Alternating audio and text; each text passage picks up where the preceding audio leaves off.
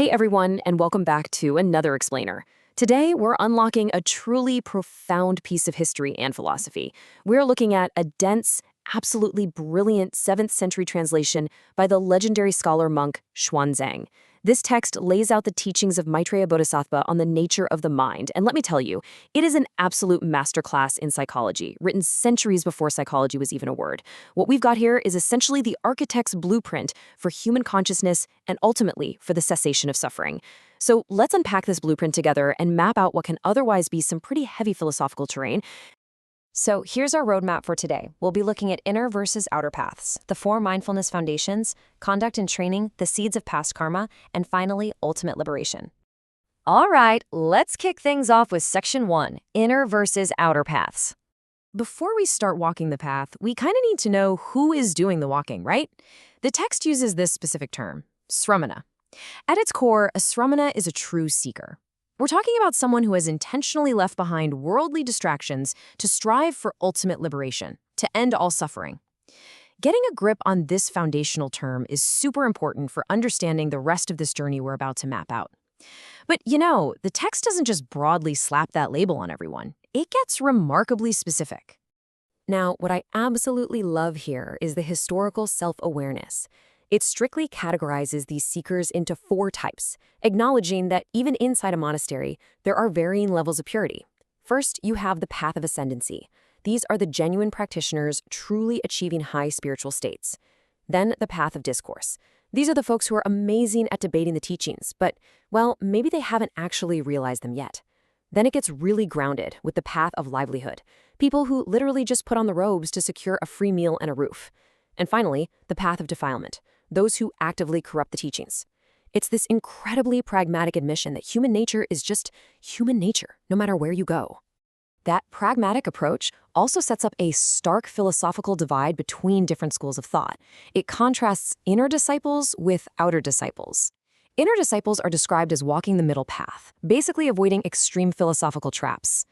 Outer disciples, on the other hand, tend to fall into either eternalism, which is the belief in this unchanging permanent soul, or nihilism, the belief that nothing matters and we all just cease to exist.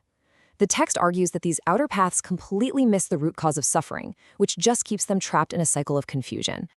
Moving right along to section 2, the 4 mindfulness foundations.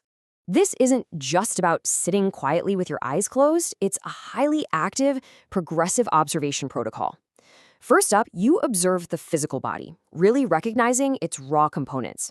Next, you observe feelings, just noting your emotional reactions as pleasant, unpleasant, or neutral, without getting swept away by them.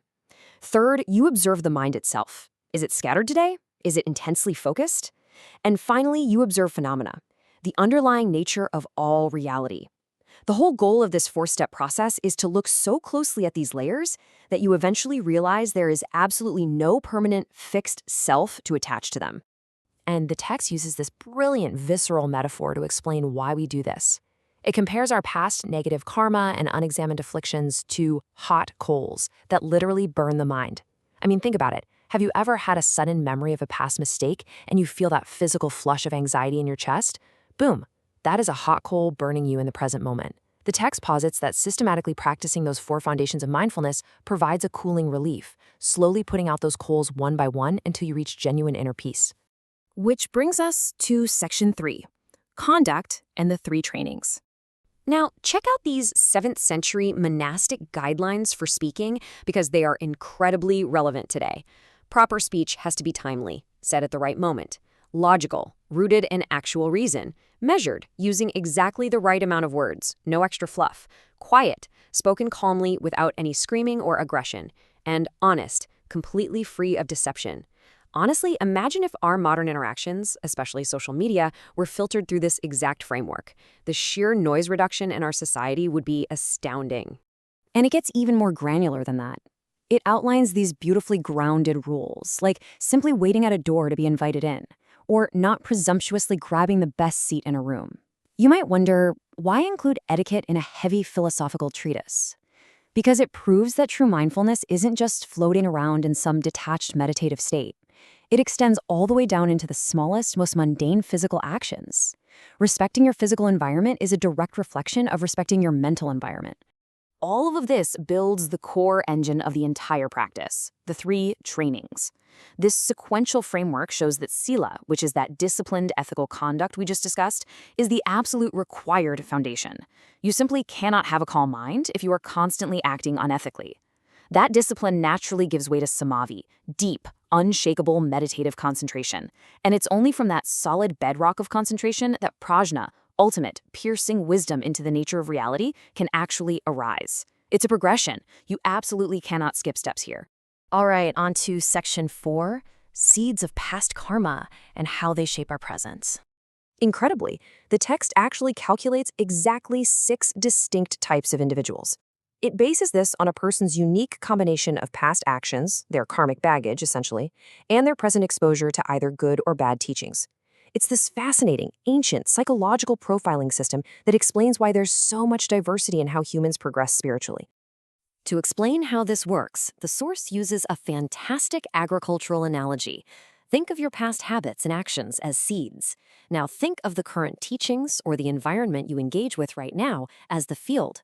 If a good seed, a positive tendency from your past, lands in a fertile field of good teachings, it thrives. It leads to future purification. But if a bad seed lands in a fertile field of bad teachings, unfortunately, that negativity is going to blossom into future defilement. The whole point is that your future result is entirely dependent on where you choose to plant your past baggage today. Xuanzang drives this home with some incredibly striking imagery. Engaging with good teachings is compared to a brilliant light instantly destroying eons of darkness in a sealed room. But engaging with bad teachings? The text likens that to a dry grass house feeding a raging fire.